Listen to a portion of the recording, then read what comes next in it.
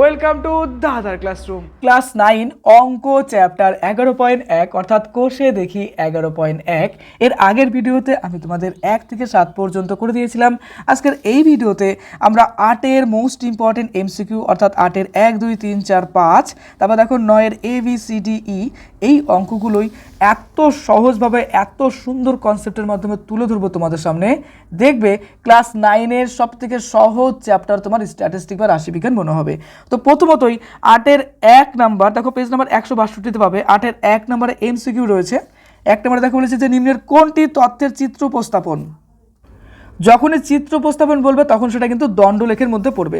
চলে আসছে আমরা কিছু তথ্য জানবো 163 পেজে। এই দেখো আয়তলেখের কিছু ছবি রয়েছে। তারপর দেখো এই যে এখানে আরও কিছু ছবি রয়েছে। এই যে ছবিগুলো এগুলো আমরা কিন্তু বলবো যে আয়তলেখ বা দণ্ডলেখ এই বিষয়গুলো কিন্তু আমরা এখানে অ্যানালাইসিস করব।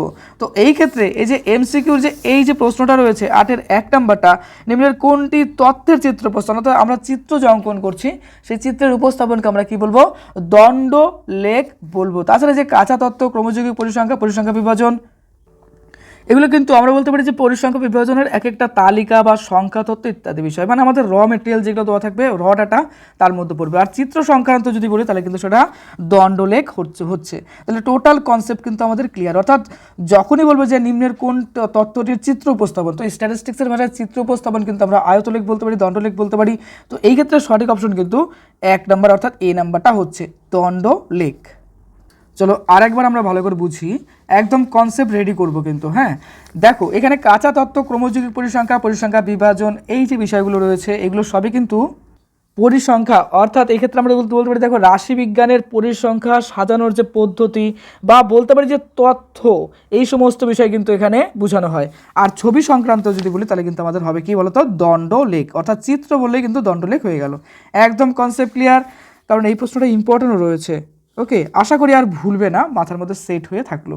আর আমার সাথে অঙ্ক করো, দেখবে প্রত্যেকটা প্রশ্নই তোমার দেখবা মাথার মধ্যে সেট হয়ে যাবে, এত সহজভাবে রিপ্রেজেন্টেশন করবো। 2 নম্বরে দেখো বলেছে 12, তারপর দেখো বলেছে 25, 15, 18, 17, তারপর 20, তারপর দেখো 22 আছে। এই যে সংখ্যা সিরিজ দেখো 6, 16, তারপরে দেখো এই যে লাস্ট আছে 32। এই তথ্যের প্রসার, আচ্ছা প্রসার মানে কি, আমরা এর আগের ভিডিওতে আমরা বলেছিলাম যে প্রসার মানে কি, যে রেঞ্জ, সেই রেঞ্জটা কি হবে। এই ক্ষেত্রে লক্ষ্য করো সব থেকে ক্ষুদ্রতর মান কত 6, আর সব থেকে বৃহত্তর মান কত। দেখো আমরা বলবো যে তথ্যের প্রসার একদম সহজ, চিন্তা নেই, একবার করলেই আশা করি হয়ে যাবে। 2-1বার প্র্যাকটিস করলে করো, না করলেও আশা করি মনে থেকে যাবে। দেখো তথ্যের প্রসার বলতে কি এখানে সব থেকে বড় মান কোনটা, দেখো এর মধ্যে সব থেকে 20, 25, এর মধ্যে সব থেকে বড় মান কিন্তু 32। তো এই 32 মানটা আমরা এখানে লিখবো। আর সব থেকে লোয়েস্ট মান কত, দেখো এর মধ্যে দেখো সব থেকে লোয়েস্ট মান কিন্তু 6। তো এই যে দেখো 6 সংখ্যাটা এখানে লিখবো। অর্থাৎ তথ্যের প্রসার বলতে আমরা কি বুঝাবো, যে হাইয়েস্ট মান মাইনাস বলবো লোয়েস্ট মান, অর্থাৎ সব থেকে বড় যে মানটা আছে তার থেকে আমরা সব থেকে ছোট মান যেটা আছে সেটা বিয়োগ করব। তো এখানে বিয়োগ করলে কত হচ্ছে চিন্তা করো, এখান থেকে থাকবে কত 6, আর এখান থেকে থাকবে কত 2, অর্থাৎ 26। এবার অপশনে দেখো 26টা কততে আছে, দেখো ডিতে, অর্থাৎ ডি নাম্বার 26 উত্তরটি হবে সঠিক, তাই না? এটাই হবে অ্যান্সার। তাহলে চলো আর একবার কনসেপ্টটা ক্লিয়ার করি। সব থেকে হাইয়েস্ট মান তার থেকে সব থেকে ছোটো মান যেটা আছে সেটা বিয়োগ করব, যেটা আসবে সেটাই কিন্তু আমাদের উত্তর। একদম কনসেপ্ট ক্লিয়ার, লিখে ফেলো খাতার মধ্যে। চলে আসছে আমি নেক্সট অঙ্ক, কোশ্চেন নাম্বার 3, 1 থেকে 5, তারপর দেখো 6 থেকে 10 আছে, এরকম করে চলছে একটা আমাদের শ্রেণী। তো বলছে যে এই শ্রেণী দৈর্ঘ্য কত হবে। দেখো এটাকে আমরা ইনক্লুসিভ মেথডের মধ্যে কিন্তু ফেলতে পারি, অর্থাৎ স্ট্যাটিস্টিক্সের ভাষায় ইনক্লুসিভ মেথড, বাংলা বলতে অন্তর্ভুক্ত পদ্ধতি। এখানে শ্রেণী সীমানা বের করলেই কিন্তু আমাদের এই টোটালটার মান বেরিয়ে যাবে। তাহলে আমাদের শ্রেণী সীমানা চলো বের করে ফেলি। তো যখনই আমরা শ্রেণী সীমানা বের করব তখন আমাদের কি আসছে, দেখো শ্রেণী সীমানা। তো এই পার্টটা আমরা এইভাবে কিন্তু লিখতে পারি, কীরকম, এই দেখো এখানে 1 থেকে শুরু হচ্ছে, তাই তো? তাহলে আমরা যদি স্কেল অঙ্কন করি তাহলে এটা যদি 1 হয় তাহলে এখানে ধরো 5 ধরলাম। তো আমাদের স্ট্যাটিস্টিক্সে কী করতে হয়, এর পরের চ্যাপ্টারে দেখবো আমরা এই টাইপের অঙ্ক করব, এবং ক্লাস 10-এ গিয়েও কিন্তু এই টাইপের অঙ্ক আমাদের থাকবে, এবং 11-এর ম্যাথামেটিক্স যদি থাকে সায়েন্সে তবে কিন্তু আমরা এই টাইপের প্রসেস করব। তো এটা কি 1, তো স্ট্যাটিস্টিক্সে কী করতে হয়, এর থেকে একটু আগে, মানে এর 1 ঘর আগে বা একটু পাল্লা এগিয়ে নিতে লাগে। তাহলে এর একটু আগে আমরা 0.5 নিলাম। ওকে, 0.5 দেখো এখানে 1 অর্ধেক কত 0.5, আর এই যে 5 যেটা আছে 5 থেকে একটু বাড়িয়ে নিতে লাগবে, তাহলে এটা কি হয়ে যাবে দেখো, এটা হয়ে যাবে কিন্তু 5.5। চলো আরেকবার কনসেপ্টটা বুঝি। 1 থেকে একটু আগে অর্থাৎ 1 থেকে হাফ কমিয়ে দেবো, তাহলে 0.5 এই রেঞ্জের থেকে স্টার্ট করব। আর এই যে 5 যেটা আছে 5-এর পরে অর্থাৎ 5.5 আমরা এখানে স্টার্ট করলাম। তো একই রকম যদি 10-এর স্কেলটা আমরা অঙ্কন করি, তাহলে আমাদের দেখো এখানে 5 ছিল, এখানে ছিল কত আমাদের 10 ছিল, তাই তো। তো এই ক্ষেত্রে আমরা সিমিলার প্রসেস কিন্তু অ্যাপ্লাই করব, অর্থাৎ এই ক্ষেত্রে আমাদের কি যাবে 5.5 হবে, আর এই ক্ষেত্রে কি হবে 10.5। অর্থাৎ এই ক্ষেত্রে দেখো 5-এর থেকে একটু বাড়িয়ে দিলাম আর 10-এর থেকে একটু বাড়িয়ে দিলাম, বাস রেঞ্জটা এইভাবে চেঞ্জ করে দিলাম। এইবার এই ক্ষেত্রে যদি বলি যে শ্রেণী দৈর্ঘ্য, তাহলে আমাদের এখানে পার্ট কি আছে দেখো 0.5 থেকে একটা পাচ্ছি কীরকম 5.5 পর্যন্ত একটা, আর একটা দেখো 5.5 থেকে পাবো কি 10.5। দৈর্ঘ্য বলতে দেখো এখানে 5.5, তার থেকে আমরা কি করব দেখো, এই দেখো 0.5 বিয়োগ করব। তো এই দুটো যদি বিয়োগ করি আমাদের 5 চলে আসবে। কনসেপ্ট ক্লিয়ার তো? একই রকমভাবে তুমি এই যে দেখো 5.5 আর 10.5 এর মধ্যেও যদি আমরা বিয়োগটা নিয়ে আসি, তাহলে আমাদের সেম কিন্তু থেকে যাচ্ছে দেখো 5.5, এটাও কিন্তু আমাদের আলটিমেটলি 5 আসছে। তো এইভাবে কিন্তু আমরা সীমানা নির্ধারণ করতে পারি, তো শ্রেণী দৈর্ঘ্য নির্ধারণ করতে পারি। তো এখানে 5 বলতে অপশন নাম্বার বিতে আছে, তো অপশন নাম্বার বি আমরা করব কারেক্ট। ওকে, দেখো 5 এটাই হয়ে যাবে অ্যান্সার। Concept clear? একেবারে সোজা। চলো খাতার মধ্যে ফ্রেশলি লিখে ফেলো। এগুলো তোমার না দেখালেও হবে, এগুলো আমি এমনি জাস্ট তোমাকে বুঝালাম অঙ্কের একটা স্ট্রং বেস বানানোর জন্য। অ্যাকচুয়ালি এটাই মেন কনসেপ্ট। ওকে, আচ্ছা চলে আসছি আমরা নেক্সটে। দেখো এরপরে আসছি আমরা 4 নম্বরে, একটি পরিসংখ্যা বিভাজন তালিকার শ্রেণীর মধ্যবিন্দু যথাক্রমে বলছে কি 15, তারপর দেখো 20, তারপরে এরকম আছে কিছু মান দেওয়া আছে। যে শ্রেণীর মধ্যবিন্দু 20 সেটি হলো, তারপরে মিডিল ভ্যালু যেটা আছে সেটা কিন্তু 20 আমাদের এখানে বলে দিল, তাই তো।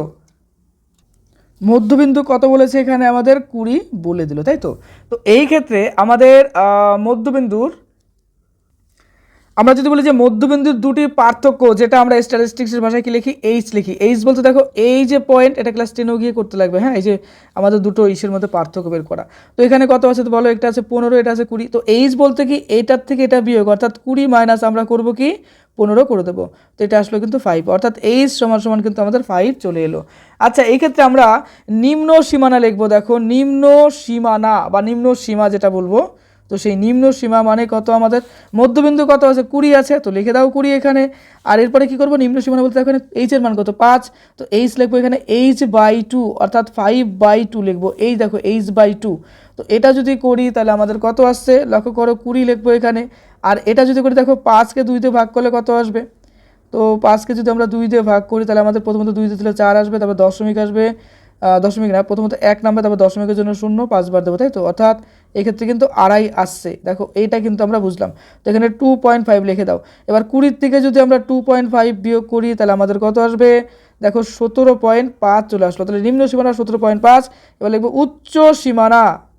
আচ্ছা নিম্নতাতে কি বিয়োগ করব, আর উচ্চ বলতে যোগ করব। তাহলে 20 প্লাস আমরা দেখো এই যে যেটা আসছে এই যে 2.5, এটা কিন্তু আমরা এখানে যোগ করে দেবো। তাহলে 2.5 এখানে লিখে দিলাম। মানে বিষয়টা একই রকম, এই যে 5/2 এই পার্টটা এইভাবে আসছে। দেখো 5/2 মানে কি 2.5, তাই কি না। তো এখানে আমরা যোগ করে দেবো। তাহলে আমাদের দেখো আসছে কত 22.5।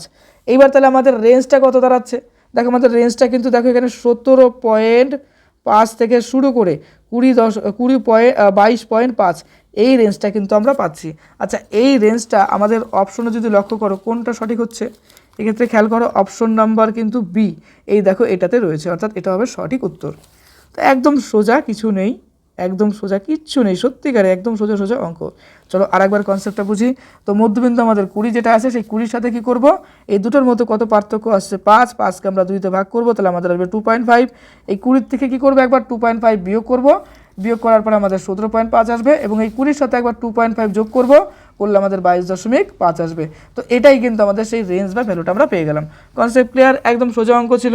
এরপরে আমরা চলে আসছি 5 নম্বর প্রশ্ন। দেখো 5 নম্বরে বলছে যে একটি পরিসংখ্যা বিভাজন তালিকার একটি শ্রেণীর মধ্যবিন্দু 10 এবং প্রতিটি শ্রেণীর দৈর্ঘ্য 6, শ্রেণীটির নিম্ন সীমা কত। দেখো এই ক্ষেত্রে যদি আমরা করি না, তাহলে নিম্ন সীমা বলতে মধ্যবিন্দু মাইনাস শ্রেণী দৈর্ঘ্য বাই 2, সেটা আমাদের করতে হবে। চলো করে ফেলি। নিম্ন সীমা, তাই তো, নিম্ন সীমা। আচ্ছা এটা সমান সমান আমরা কি লিখবো, দেখো মধ্যবিন্দু, এই যে নিয়ম, এটা হচ্ছে ফর্মুলা, তুমি ইউজ করতে পারো। মধ্যবিন্দু মাইনাস বলবো কি শ্রেণী দৈর্ঘ্য, ডিভাইডেড বাই কী করবো, ডিভাইডেড বাই দেখো লিখে দেবো 2। আচ্ছা, এটা কিন্তু আমাদের মেইন ফর্মুলা। আচ্ছা, এবার কোশ্চেনে লক্ষ্য করো যে মধ্যবিন্দুর মান কত দেওয়া আছে। লক্ষ্য করো মধ্যবিন্দু এখানে কত আছে, 10 আছে। তা মধ্যবিন্দুর জায়গায় আমরা 10 লিখে দিলাম। আচ্ছা, শ্রেণী দৈর্ঘ্য কত আছে এখানে, শ্রেণী দৈর্ঘ্য চিন্তা করো, শ্রেণী দৈর্ঘ্য কত আছে এক্ষেত্রে লক্ষ্য করো, এখানে আছে কত 6। এই যে 6 আছে, 6টা এখানে বসিয়ে দিলাম। 6/2। তো কাটাকাটি করলে আমাদের কত আসবে, এটা কাটলে 3 আসবে। তাহলে 10 - 3 = আসবে কত, 7। ওকে, তাহলে অপশন নাম্বার দেখো কত আছে এখানে, একদম সোজা অঙ্ক, দেখো বি নাম্বার আছে 7। তো লিখে দেবো B7। বাস, এটাই কিন্তু সলিউশন, একদম রেডি। তাহলে প্রথমত কী করলাম, নিম্ন সীমা বলতে মধ্যবিন্দু, তার থেকে আমরা শ্রেণীদৈর্ঘ্য বাই 2 করলাম। আরে সেম এই অঙ্কটার মতো, এটার মতো করলাম। উচ্চ সীমা বললে পরে কী করতাম, যোগ করে দিতাম। এই যে এখানে এইচ বের করলাম, তো এইচ বলতে তোমাদের ক্লাস 10-এ গিয়ে করতে হবে, তো আমি একটু শিখিয়ে রেখে দিলাম। তো এটাই তুমি মধ্যবিন্দু কী বলবো, শ্রেণীদৈর্ঘ্য লিখতে পারো। এটাই হচ্ছে শ্রেণী দৈর্ঘ্য, এটাকেই বলা হয় শ্রেণী দৈর্ঘ্য। তো উঁচু ক্লাসে তো অত লেখালেখি হয় না, তখন এইভাবে কিন্তু আমাদের করতে লাগে শ্রেণী দৈর্ঘ্য। তো বুঝলে তো, এই তো সিস্টেম, একদম সোজা। তো এখানে আমরা তাই করলাম, শ্রেণী দৈর্ঘ্য বলতে ওই যে 6/2 করলাম। তো করার পরে এটাকে দেখো আমাদের 7 চলে এলো, হয়ে গেল কমপ্লিট। এবার আসছে আমরা পরের অঙ্ক, কোশ্চেন নাম্বার 9। সংক্ষিপ্ত উত্তরধর্মী প্রশ্ন বলছে যে একটি অবিচ্ছিন্ন পরিসংখ্যা বিভাজন তালিকার একটি শ্রেণীর মধ্যবিন্দু এম এবং উচ্চ শ্রেণীর সীমানা কি বলেছে, দেখো ইউ হলে নিম্ন শ্রেণী সীমানাটি কত হবে তা বের করি। চলো লিখে ফেলি। দেখো ধরি নিম্ন যে সীমানাটা রয়েছে এটা সমান আমরা ধরলাম কি বলতো, এক্স ধরে নিলাম। এবার স্ট্যাটিস্টিক্সের ভাষায় কী হবে বলতো, মধ্যবিন্দু যেটা আমাদের এম দেওয়া আছে, দেখো লিখছে মধ্যবিন্দু। তো মধ্যবিন্দু সেটা কী হয়, স্ট্যাটিস্টিক্সের নিয়মে যেটা আমাদের এম দেওয়া আছে, এটা ইকুয়ালস টু কী হয়, আমাদের এখানে কোশ্চেনে একটা সুন্দর তত্ত্ব দেওয়া আছে। দেখো ইউ বলেছে কি যে উচ্চ সীমানা, দেখো ইউ বলেছে উচ্চ সীমানা, এই যে ইউ হচ্ছে উচ্চ সীমানা। তো আমরা লিখতে পারি এই মধ্যবিন্দুটার ক্ষেত্রে আমরা যদি বের করতে যাই, তাহলে উচ্চ সীমা প্লাস লিখবো কীরকম, এই যে নিম্ন সীমা যেটা আছে ডিভাইডেড বাই 2, অর্থাৎ উচ্চ যে মানটা রয়েছে এবং নিম্ন যে মানটা রয়েছে সেটা ডিভাইডেড বাই 2, এটাই কিন্তু আমাদের মধ্যবিন্দু বেরোবে। অর্থাৎ হায়েস্ট নাম্বারটা যেটা আছে এবং লোয়েস্ট যেটা নাম্বার আছে এটা এবং এটা, এই দুটোকে যোগ করে আমরা 2 দিয়ে ভাগ করব। আবার কনসেপ্ট ক্লিয়ার করে দেখো, একটা হচ্ছে কী হবে উচ্চ, ছোট্ট করে লিখছে, একটা হচ্ছে কী হবে নিম্ন, এই দুটো ডিভাইডেড বাই 2, এটাই কিন্তু আলটিমেটলি মধ্যবিন্দু। Concept clear? তো এই তো কনসেপ্ট, একদম সোজা, একটা উচ্চ মান একটা নিম্নমান। তো আমরা নিম্নমান ধরলাম এক্স লিখলাম, আর উচ্চমান বইতে দেওয়া আছে ইউ, তো এই দুটোকে যোগ করলাম, ডিভাইড বাই 2 করে দিলাম। আচ্ছা, এবার আমাদের কোশ্চেনে কি চেয়েছে যে নিম্ন সীমার মান কত। তাহলে প্রথমে দেখো এটার সাথে এটা যদি গুণ করতে হলে আমাদের 2m আসবে, এটাই কষ্ট আসবে ইউ প্লাস এক্স। তো আমাদের এখানে কিন্তু ইউ এর মানটা বের করতে হবে, তাহলে 2m মাইনাস লিখবো ইউ ইকুয়ালস টু এক্স। অর্থাৎ বলতে পারি যে নিম্ন সীমা যেটা আছে, তো সেই নিম্ন সীমাটাই কিন্তু আমাদের এক্স। তো এই এক্সের মানটা কী পেলাম, 2m মাইনাস ইউ। তো লিখে দাও 2m মাইনাস ইউ, একদম সোজা হয়ে গেল। এবার খাতার মধ্যে ফ্রেশলি লিখে ফেলো, একদম সোজা, কিছু নেই। ওকে, চলে আসছে নেক্সট বি নাম্বার। বি নাম্বারে বলেছে দেখো একটি অবিচ্ছিন্ন পরিসংখ্যা বিভাজন তালিকার একটি শ্রেণীর মধ্যবিন্দু 42 এবং শ্রেণী দৈর্ঘ্য 10 হলে শ্রেণীটির উচ্চ নিম্ন সীমা কত হবে নির্ণয় করি। তো এটা কি হবে, দেখো 42 আছে, এই যে 10, শ্রেণী দৈর্ঘ্য 10কে আমরা কি করব, অর্থাৎ এইচ এর মান কিন্তু এখানে 10 আছে, তো এইচকে 2 দিয়ে ভাগ করলে 5 আসবে। তো একবার 42-এর সাথে কি করব আমরা 5 যোগ করব, একটা 42-এর সাথে কি করব 5 বিয়োগ করব। তো নিম্ন সীমার ক্ষেত্রে বিয়োগ করব, তাহলে 42-এর থেকে 5 বিয়োগ করলে কত হবে 37, আর 42-এর সাথে 5 যোগ করলে কত হবে 47। বাস, এটাই অ্যান্সার আমাদের, আর কিছু না। চলো আমরা করে ফেলি। বি নাম্বারটাতে আমাদের কি দেওয়া আছে, দেখো মধ্যবিন্দু যেটা আছে, মধ্যবিন্দু সেটা কি আছে আমাদের দেওয়া আছে 42, একদম সোজা, কিচ্ছু নেই। আর শ্রেণী দৈর্ঘ্য যেটা আছে, সেই শ্রেণী দৈর্ঘ্য যেটা আছে আমরা কি শিখেছিলাম, এটার মান কি আমরা এইচ দ্বারা বলেছিলাম, তো এটা হচ্ছে 10 আছে, তাই কি না, এটা হচ্ছে 10। এইবার আমাদের যদি বলে যে এই যে দেখো মধ্যবিন্দু, অর্থাৎ এই যে মানটা এটা কিন্তু আমাদের 42 দেওয়া আছে, তো এইটাকে আমরা 2 দিয়ে যদি ভাগ করতে আমাদের 5 বেরোবে। তাহলে এর থেকে কী করবো আমরা 5 বিয়োগ করবো, অর্থাৎ 42 মাইনাস করে দেবো 5, আর এদিকে দেখো 42 প্লাস করে দেবো 5। বাস, এটা চলে আসবে 47, এটা চলে আসবে কত আমাদের 37 চলে আসবে। বাস, এই তো হলো সলিউশন। তো লিখবো এবার আমরা দেখো যে নিম্ন সীমা, নিম্ন সীমা বলতে কি বুঝাবো, এই দেখো 42, তার থেকে আমরা কি করব 10/2 করে দেবো। ওকে, আচ্ছা, এই দেখো 10 যেটা আছে শ্রেণী দৈর্ঘ্য সেটা ভাগ 2, তাহলে এখানে 42 মাইনাস বলবো 5, তাহলে আমাদের হয়ে যাবে 37, রাইট। এবার আসবে উচ্চ সীমা, উচ্চ সীমাতে কী করবো যোগ করে দেবো। বাস, এই তো গেল ফর্মুলা। 42, এদিকে দেখো 10/2, তাহলে 42 প্লাস 5 ইকুয়াল হয়ে যাবে 47 47। তাহলে আমাদের রেঞ্জটা কি দাঁড়াচ্ছে এক্ষেত্রে? আমাদের দেখো রেঞ্জ দাঁড়াচ্ছে কি 37 থেকে আমাদের 47, বাস দিস ইজ সলিউশন। অর্থাৎ উচ্চ সীমা এবং নিম্ন সীমার যে রেঞ্জটা আছে 37 থেকে 47 হয়ে গেল। বাস কনসেপ্ট ক্লিয়ার, সোজা। চলে আসছে নেক্সট অঙ্ক। দেখো সি নাম্বারে আমাদের শ্রেণীসীমা পরিসংখ্যা এটা দেওয়া আছে এরকমভাবে। তো বলছে যে উপরের পরিসংখ্যা বিভাজন তালিকার প্রথম শ্রেণীর পরিসংখ্যা ঘনত্ব বের করি, অর্থাৎ পরিসংখ্যা ঘনত্ব অর্থাৎ ডেনসিটি কত সেটা আমাদের বের করতে হবে, যেটা স্ট্যাটিস্টিক্সের ভাষায় কী বলা হয়, ফ্রিকোয়েন্সি ডেনসিটি। কী বলবো? পরিসংখ্যা ঘনত্ব বা বলবো ফ্রিকোয়েন্সি ডেনসিটি কত সেটা বের করতে হবে। তাহলে প্রথমতই আমাদের কি করতে হবে, দেখো নিম্ন সীমা এবং উচ্চ সীমা সেটা বের করতে হবে। তো লিখবো প্রথম শ্রেণীর নিম্ন সীমা, নিম্ন সীমা। আচ্ছা প্রথম শ্রেণী কোনটা আছে আমরা কোশ্চেনে একবার দেখে নিই। যে প্রথম শ্রেণী আছে দেখো 70 থেকে 74, এই যে 70 থেকে 74, চলো পাশে লিখিয়ে দিই 70 থেকে 74, এটা হচ্ছে প্রথম শ্রেণী। তো এর নিম্ন সীমা কি হয়, স্ট্যাটিস্টিক্সের ভাষাতে আমরা কি করি, এটা হাফ কমিয়ে দিই, অর্থাৎ 70 থেকে হাফ কমালে কি হয়ে যাবে, দেখো এটা যদি 70 হয় তার থেকে আমরা কি করব, দেখো এই যে দেখো 0.5 বিয়োগ করে দেবো, তাহলে আমাদের কি আসবে, দেখো 69.5। তো এটা লিখবো, দেখো এখানে চলো লিখিয়ে দিই 0.5, তো এখানে আমাদের আসবে কত 69.5, এটা চলে এলো। ওকে, এবার নেক্সটে কি লিখবো, যে প্রথম শ্রেণীর উচ্চ সীমা, উচ্চ সীমা যেটা আছে এটা কি করবো, দেখো 74 যেটা আছে সেই 74-এর সঙ্গে কিন্তু আমরা এই যে পয়েন্ট যে 5 আছে 0.5 সেটা অ্যাড করে দেবো, তাহলে দেখো 74.5 এলো আমাদের। আচ্ছা এটা চলে এলো। প্রথম শ্রেণীর পরিসংখ্যা ঘনত্ব, পরিসংখ্যা ঘনত্ব, দেখো এই যেটা যেটা আছে এটা সূত্রটা আমরা ফেলবো। তো তার আগে দেখো আমাদের 74.5 একটা ছিল, তাই তো, তার থেকে 69.5 বিয়োগ করব। দেখো 74.5 তার থেকে আমরা কি করলাম 69.5 বিয়োগ করব।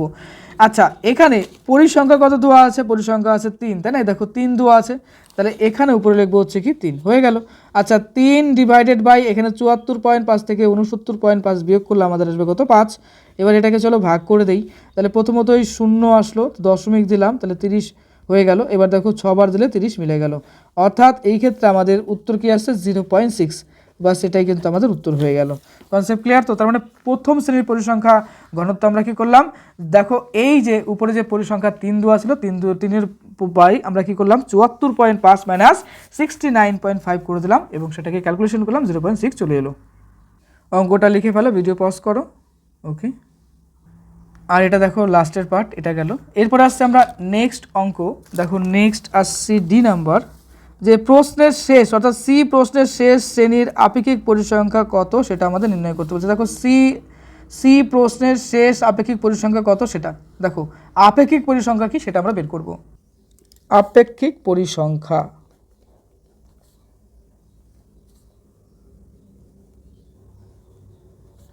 পরিসংখ্যা সমান সমান লিখব আমাদের টোটাল মোট পরিসংখ্যা কত আছে এখানে, মোট পরিসংখ্যা চিন্তা করো এখানে আছে 3 আর 4, তাই তো 3 আর 4 7, 7 আর এদিকে আসছে কত 5 12, 12 আর 8 কত হচ্ছে আমাদের টোটাল কিন্তু 20 আসছে। চলো আমরা এখানে লিখেও দিতে পারি যে 3 প্লাস লিখবো, 4 প্লাস লিখবো, 5 প্লাস লিখবো, 8, একদম কনসেপচুয়াল বুঝে বুঝে করলাম। দেখো প্রত্যেকটা সংখ্যাকে কিন্তু আমরা এখানে যোগ করে দিলাম। ওকে, আমাদের এখানে এই টোটাল সংখ্যা যোগ করলাম। আচ্ছা, আর আমাদের উপরের যে পার্ট আছে মানে আপেক্ষিক পরিসংখ্যা যেটা আছে একদম লাস্টের সিরিজে আমাদের কত আছে, দেখো 8 আছে, এই দেখো 8 সংখ্যাটা আছে, তাই কি না। তো এই 8 কিন্তু আমরা এই ক্ষেত্রে উপরে লিখে দেবো, অর্থাৎ শেষ শ্রেণীটির আপেক্ষিক পরিসংখ্যা। এখানে লক্ষ্য করে দেখো এখানে প্রশ্ন বলছে শেষ শ্রেণীটি, শেষ শ্রেণীটি শেষ, তাই তো, শেষে কত আছে 8 আছে, শেষে যেহেতু 8 আছে তো আমরা এখানে লিখবো 8। ওকে, কনসেপ্ট ক্লিয়ার।